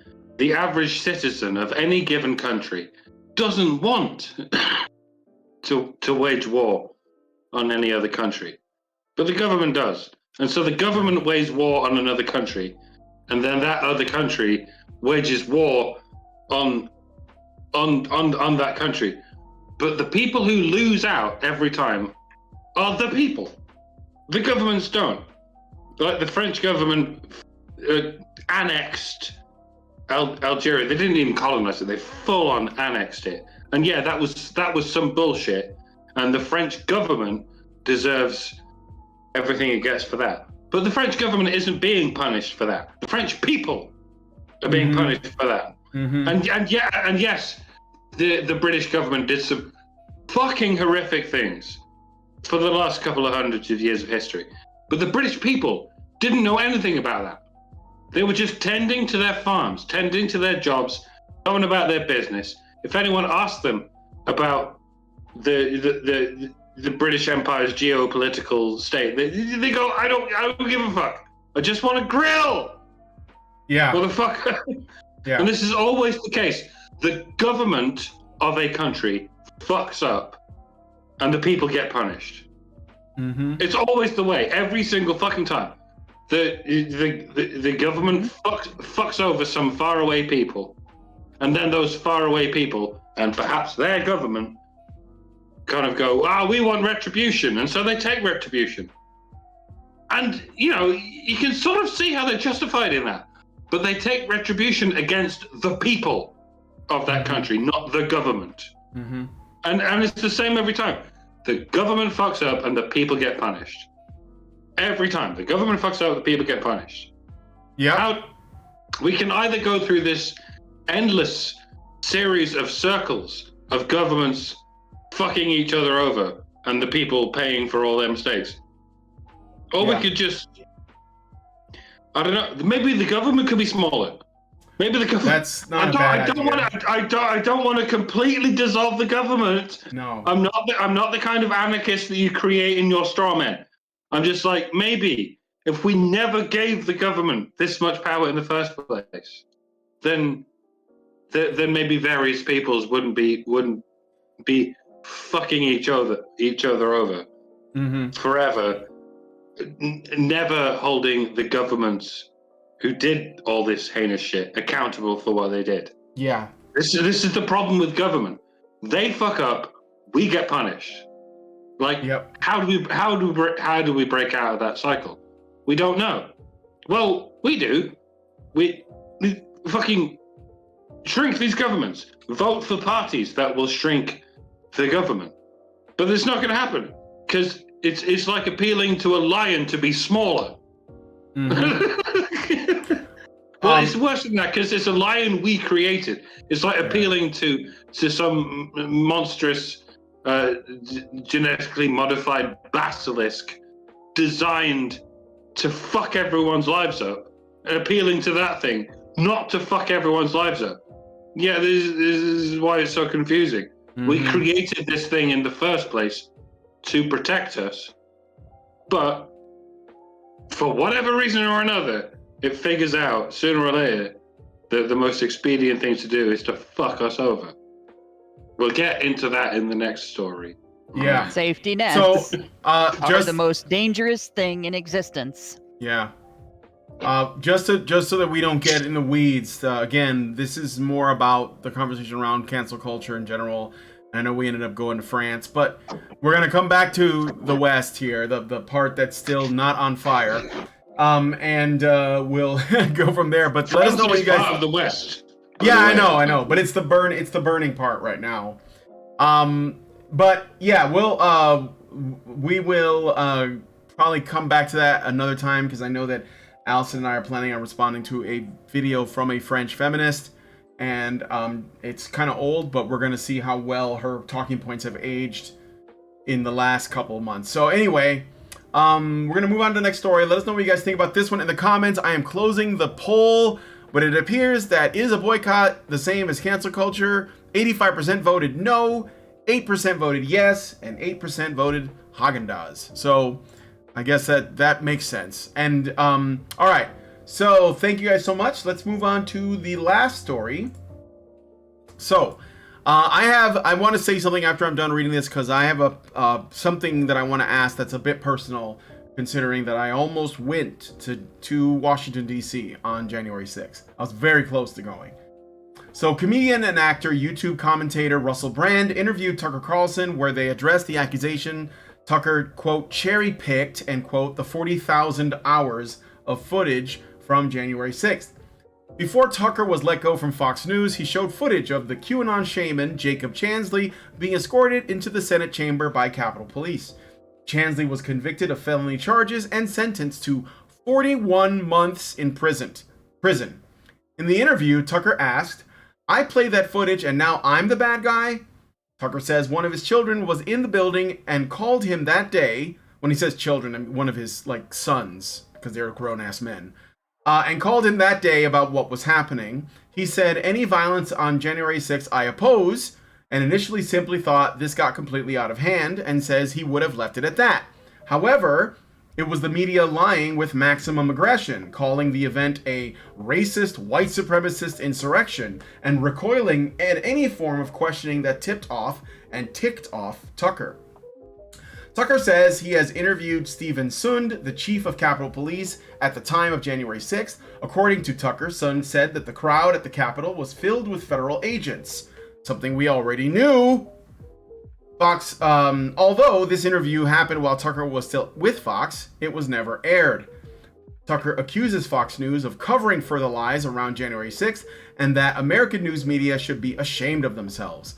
Hopefully, Sund will speak for himself give us more clarity on the controversy. Now, this is what I wanted to add to this, because Lindsay wrote this, and then Lindsay and I went out to sit on we have some hilly, grassy areas, and it gets pretty sunny, and sometimes we go and sit there and just sort of talk. And I was thinking about something.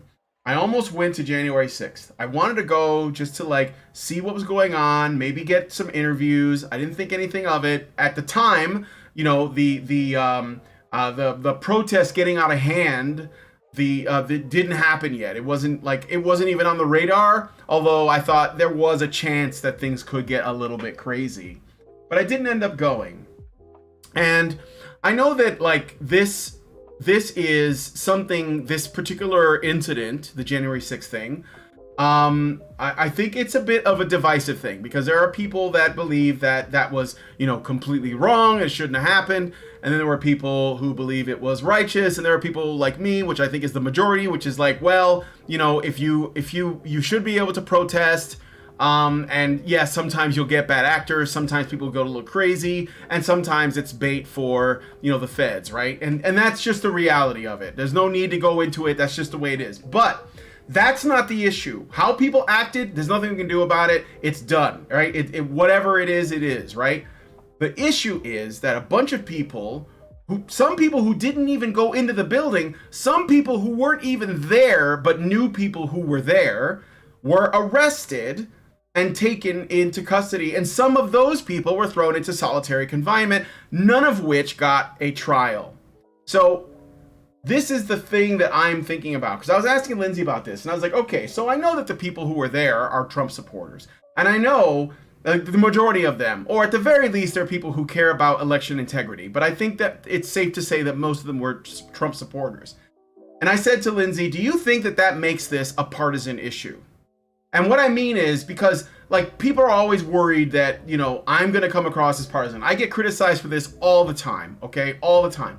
And the truth is, I have views, and I have them, and that's all. I'm not going to apologize for that. But this is the thing I'm wondering about. If I did go and I got arrested, and I'm not here doing this show right now, and I was in solitary confinement or something, even if I didn't enter the building, even if I didn't lay a finger on anybody, but I was just there, and they tracked my phone, and they went to my house, and they picked me up, and they threw me in a hole for months, okay? If that happened, would anyone come to my defense? I asked Lindsay that. I said, what would you do if I got thrown in jail? If they threw me in a hole, you know, just because I was in the wrong place at the wrong time, and I had no intention of causing any problems, I just wanted to talk to people.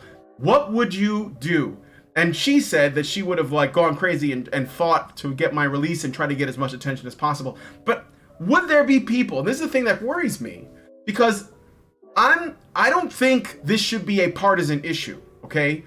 Despite what you think about Trump, that is not at all relevant. You guys have to like just get that out of your head for a second. People got arrested because they protested, and they only got arrested at that protest. Meanwhile, there were other protests in the Capitol in 2020 during the Summer of Love where they set fire to shit, and none of this happened. It did not happen at this scale at all. Okay, there were other like police stations that were set on fire in other cities. All kinds of shit was going on, and nothing happened at this scale in terms of the response. The media didn't even report on it. You know, like it was treated completely different.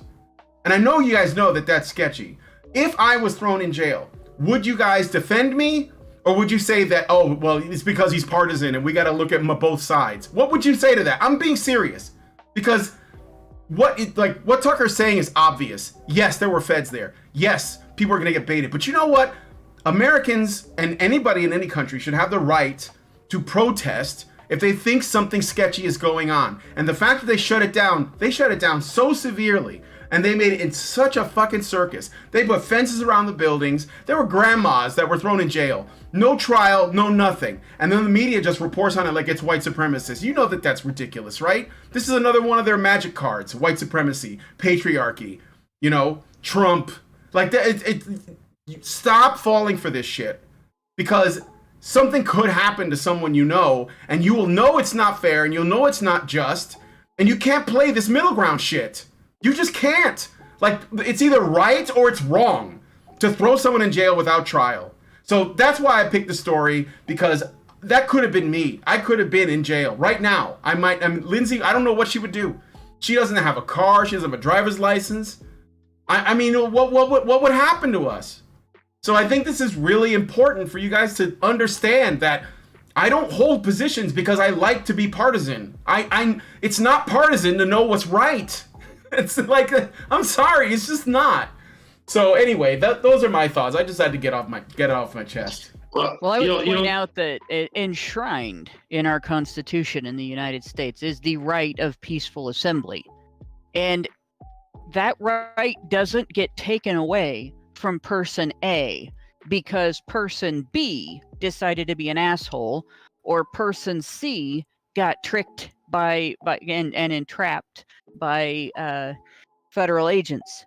So in this situation, I think what's happening right now is going to, in the future, depending on which side of the conflict that we're in right now, the cold civil war that we're in right now, that people aren't really acknowledging as a civil war and probably won't for 100 years, whichever side wins, they're either going to decide that the right of peaceful assembly is illegitimate, or they're going to decide this is one of the darkest times in modern history in the United States, because our constitutional right of peaceful assembly was completely ignored in regard to everyone that was at that location that didn't commit any kind of crime and still got arrested, thrown in jail, and is being treated more harshly than rapists, murderers, baby killers,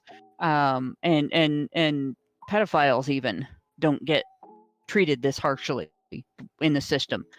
So that's one thing. The other thing is about Tucker Carlson and cherry picking. Like, I don't know if you've ever had a cherry tree out there on your property, but cherry picking is very, very specific in the way that it works. You have to you go up on something tall, whether it's a big ladder or a cherry picker, a big machine, and you reach in among all kinds of foliage and so on to get the ones that haven't been pecked on by birds. So you'll see there's lots and lots of cherries, but a large number of them have been partially eaten by the time you get to them. So cherry picking is getting the good parts for your goal, which is to be able to eat the cherries yourself, right? But what you can't do, what you absolutely under no circumstances can you do this, is pick cherries from a banana tree. Right? You can't from a banana plant. You can't pick cherries from an apple tree. Can't pick cherries from a blueberry bush. Doesn't work. You can't pick cherries from corn stalks. Right? Tucker Carlson could not show footage of things that didn't happen. And he doesn't have that. And the other thing is, you really can't hide the rest of the tree very easily. Cherry trees get pretty big. So if they really wanted to accuse him of cherry picking, all you have to do to undermine somebody who is using cherry picking to present a false picture is to show the context that they left out. Well, the mainstream press, the establishment media, they have not shown that context. That context has never been seen. Like, there's been some video that's come out. Carlson himself showed some of the violent aspects of the protest, which pale in comparison to the Antifa protests that burned down whole cities, whole neighborhoods, caused, death, where they broke into people's houses and took their pets and killed them and everything. Like that, all of that stuff. That's very different from what happened on January 6th. And if it's not, if it's not that big of a difference, then by God, they should just show us. It'd be very easy to convince the American public if they just pulled out the footage of Washington burning that day. If there's just something showing that they set the Capitol on fire, then I'll take it back. But I haven't seen any such thing, right? I haven't seen pictures of a news reporter with a wall of fire encompassing multiple buildings behind them going, mostly peaceful, fiery, but mostly peaceful protests about January 6th. The most I've seen was some dipshit yelling silly things after being led around the Capitol, and I'm not even sure the guy is entirely a dipshit now. He might have just been caught up in the moment, but the QAnon shaman. Yeah, well, he probably I don't know that he was that much of a dipshit. Well, it seems like it was a very emotional moment. Yeah, he was probably just putting on a performance, I mean, did you but- see the pride parades going on? Like, Oh my God! I'm just saying, it's not even at that level, but I'm saying, Yeah, I've never gone to pride parades because pride parades are not like I'm not inactive when it comes to Gay human people rights don't issues like- around Yeah. being gay or being trans or any of that. It's just Right. pride parades don't do anything to further gay rights.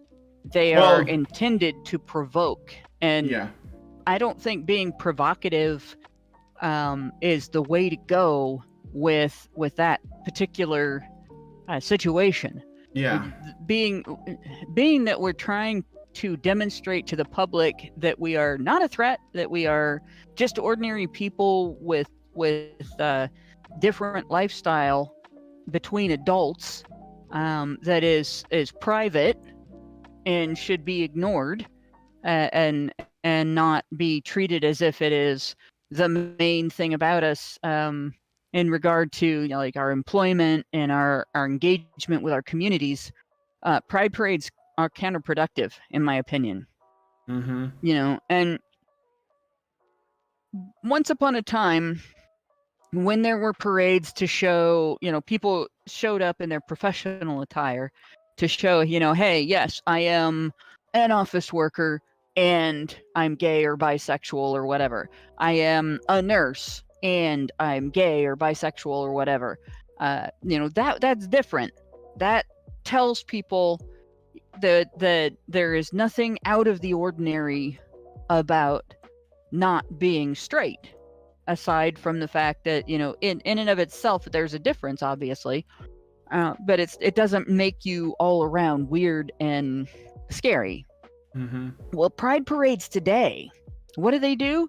They bring out every bit of kink they can find. They get in people's faces. They pull out the BDSM gear. They get as weird as humanly possible, and then turn around and wonder why people think that makes them scary. Like, what the hell? Right?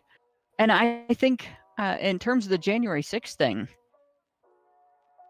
if you look at the difference between left and right in America today, it's to the left not being any of those things, right? Not being glittery, not being half naked, not being weird. That's the thing that makes you scary.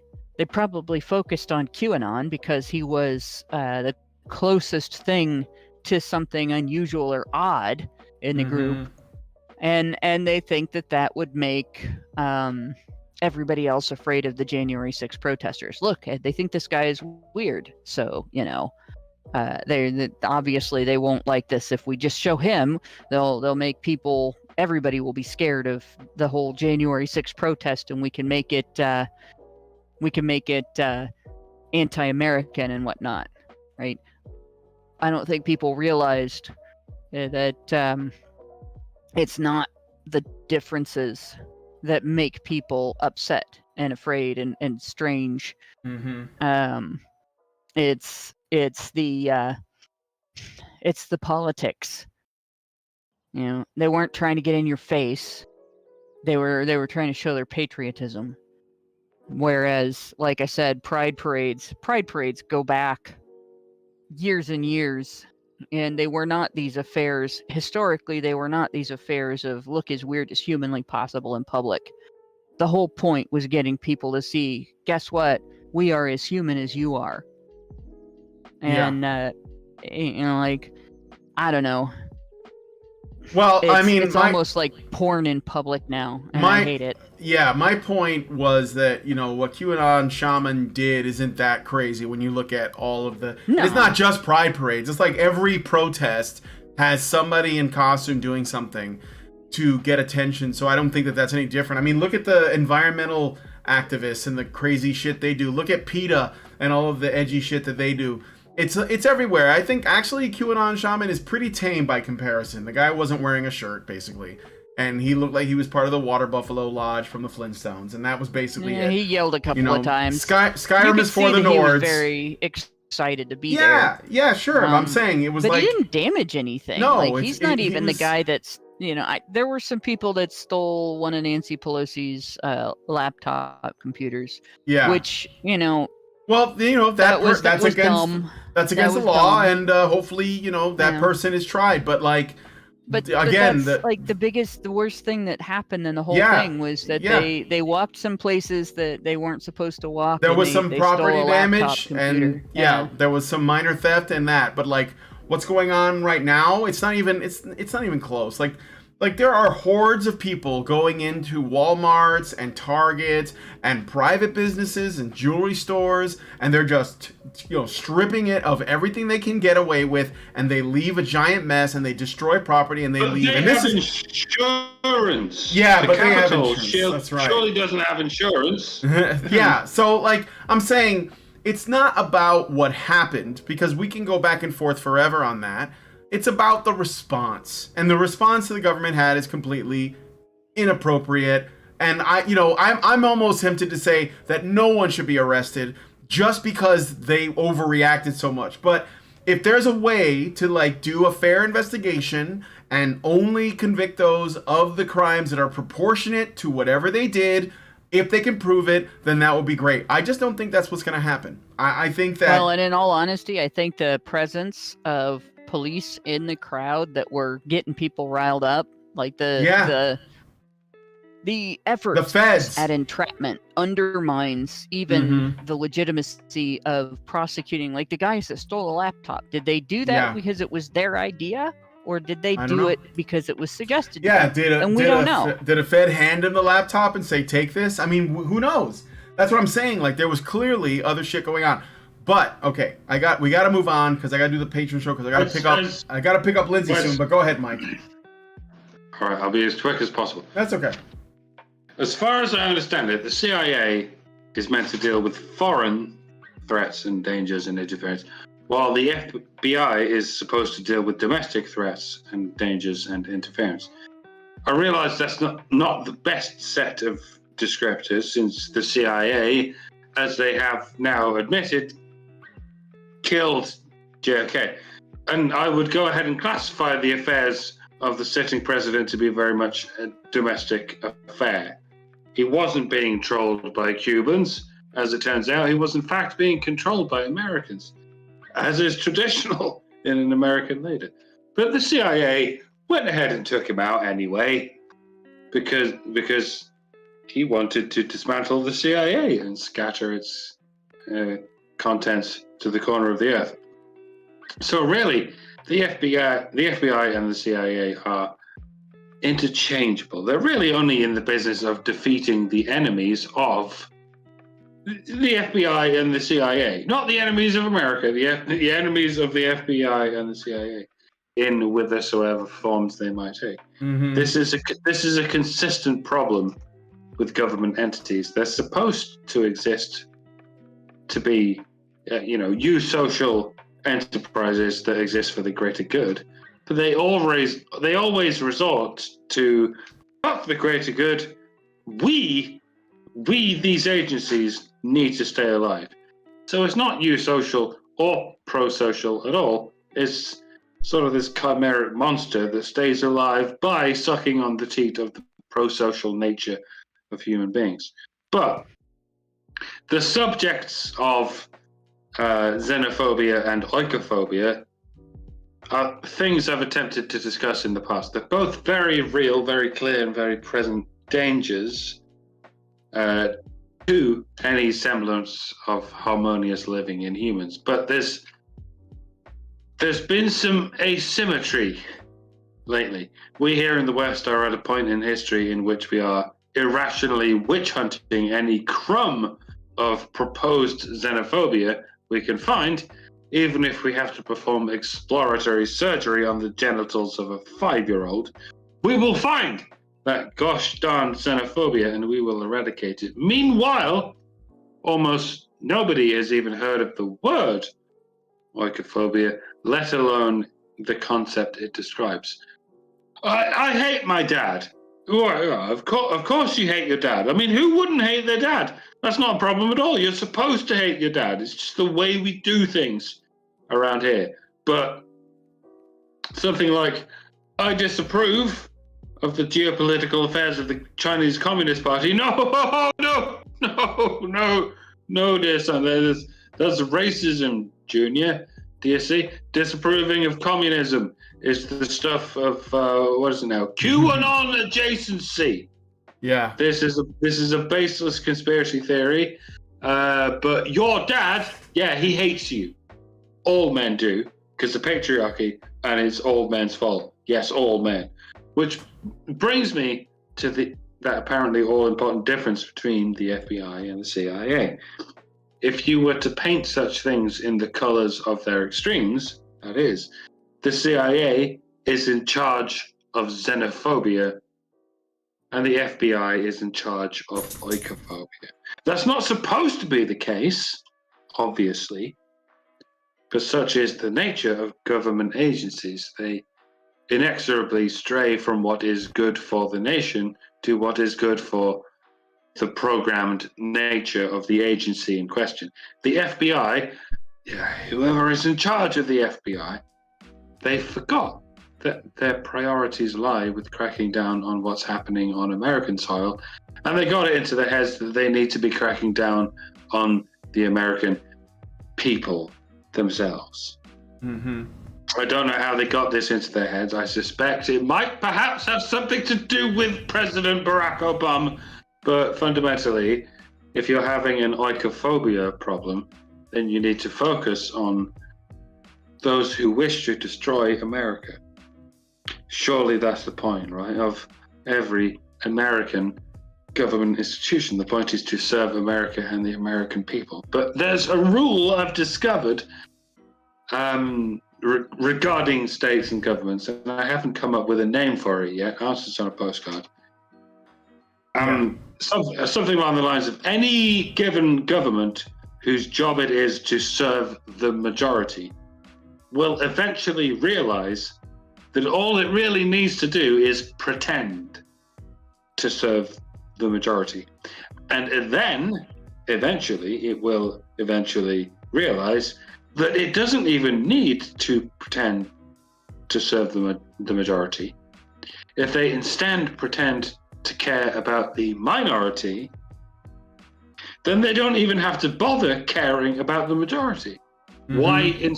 Why enslave a minority when you can enslave the majority and get so much more work out of them? And then the only thing you need to even pretend to care about is the minority, and it's really easy caring about the minority or pretending to care about the minority. You don't have to do shit for them. You just say, oh, I love these people, so let's go ahead and enslave the other people. Power follows the path of least resistance, always. The only solution to corrupted power, or indeed absolutely corrupted power, you need to notice that power follows the path of least resistance, and that the only solution to reduce the power of the aforementioned government, in my humble opinion, should start with the likes of the FBI, because the FBI is a government institution that is tasked with basically oikophobia, basically the exact opposite of what a government institution is supposed to do. Right. You can keep the CIA. I don't, but by all means, and please don't kill me. I may be a foreigner to America, but I happen to love it here, and yes, I am here right now, and I happen to love Americans. Alas, I am not an American, but I would appreciate it if the American government would stop institutionally oppressing Americans. Yep. Weird flex, I know, but whatever. Sorry, that wasn't as short as I. No, it's fine. When you come here to Virginia not this coming weekend, but next weekend, I want to talk to you about oikophobia, because I've been talking about it a lot with Lindsay. So, but I don't want to. You said oikophobia is the tool, but communism is the ideology. Yeah, I think it's the other way around. But yes, we can talk about this. We can talk about IRL. it. Yes. Yeah. Yes. I have some herb, and we will do that and then talk about it. So, wait, all right. You live in Virginia. You don't have any herb, Brian. Well, I do. Anyway, you will detract that statement right now. You live in Virginia. Yes, I'm sorry. You obey the law. Yes, I do obey the law. But anyway, I have a card for that. All right, so that's it for the show. So we're gonna go into the patron show now, and we're gonna be looking at this article from The Guardian. Women who kill newborns are deeply unwell. So why are they being tried for murder? By Julie Wheelwright. We will find out what it is she has to say. The mind boggles. Yes. What could it possibly mean? The child's life boggles in the womb. We will see how this is the fault of men and patriarchy as soon as we get to it. So, if you guys want to join us, you have to become a Badger by going to feedthebadger.com and setting up a monthly subscription. $5 a month will get you into our Discord, where you'll be able to participate in like watching the additional content and a lot of other things that you can get a first look at before we release it. But you can also, if you give it higher levels, be a part of the actual panel discussion like we are doing right now. So that's feedthebadger.com, and you can sign up $5 a month. And hopefully we'll see you there. If you want to try out our little community for free, you have access to some of the rooms by going to badgernation.online, and you should be able to get into the Discord. It's the same Discord, but it's just like a little bit, it's reduced access, I would say. So that's badgernation.online. People are pointing out to remember the super chats. There must be. I know. I'm gonna read them. I'm not canceling yet. I also have a super chat, and the poll is finished. But I just wanted to throw those out there. So, first of all, we'll do the poll. So, is the view that the government's handling of January 6th protesters is a partisan issue? Is it the view? Is this a partisan issue? 86% said yes, 14% said no. Maybe you guys misunderstood the question, or I didn't frame it very well. That's possible. So, but let me know what you guys. Out that it's a partisan issue in that there's two schools of thought in regard to that handling. And one school of thought is big government and government power, and anything that questions that big government and that government power is criminal and should be smashed. Yeah. And of course, the other school of thought holds with the Constitution of the United States. Yeah. And so it's partisan between those two groups. You're either going to be on one side of that or the other. Yeah. Yeah, well, it shouldn't be that way, but that's what it is. So, repeal the 19th. Okay, so thank you for voting in the poll. Now we got some super chats. I got 3 of them. So, Anonymous gave us $5 and said, Ghislaine Maxwell is technically a person of color, according to her fellow Jews. You know, being Jewish is a weird thing because you can be a white or a person of color. It sort of flip-flops. I know that, like, black activists think of Jews as just white. They call them spicy white. You remember what happened to Brett Weinstein when he entered this chat and they were attacking him, and he was like, hey, I'm Jewish, I'm not white. And then, okay, so that's that. Thank you, Anonymous. Then he's John Cena.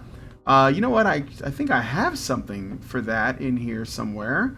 I don't know if I can, now that I need it, I don't know if I can find it, but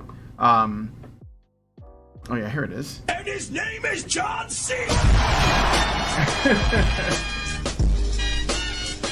Alright, Richard Bier gives us $5. That's he's John Cena. And says, I have heard that there are reports of child labor in some of Ben & Jerry's facilities. I wouldn't be surprised. It's like, the people who virtue signal the most in their corporations are usually like, you know, guilty of what they're accusing America, and I put that in quotes, of doing. Like Nike and well, just pick your poison. Apple, like all these woke ass companies.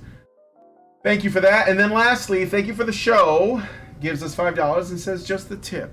So thank you for that. Thank you. Come again. And then we got a super chat from Landry Ray, who gives us $5 and says, I remember an LA Pride Parade in the late 1970s. Some dude tossing a baton in the air with the butt cut out of his spandex. Adults rushed me away. And it was scandalous at the time. Yeah, it seems kind of normal now. But thank you for that. And yeah, so now we're gonna head into the patron show and talk about that other article. So thanks guys so much. I look forward to seeing your comments. If you guys like this video, please hit like, subscribe if you're not already subscribed, hit the bell for notifications, leave us a comment, let us know what you guys think about what we discussed. And please, please, please share this video because sharing is caring. Thank you guys so much for coming on today's episode of HBR News, and we will talk to you all in the next video. Men's rights activists are machines, dude. Okay? They are literal machines. They are talking point machines. They are impossible to fucking deal with, especially if you have like a couple dudes who have good memory on top of that too. Holy shit, you're fucked.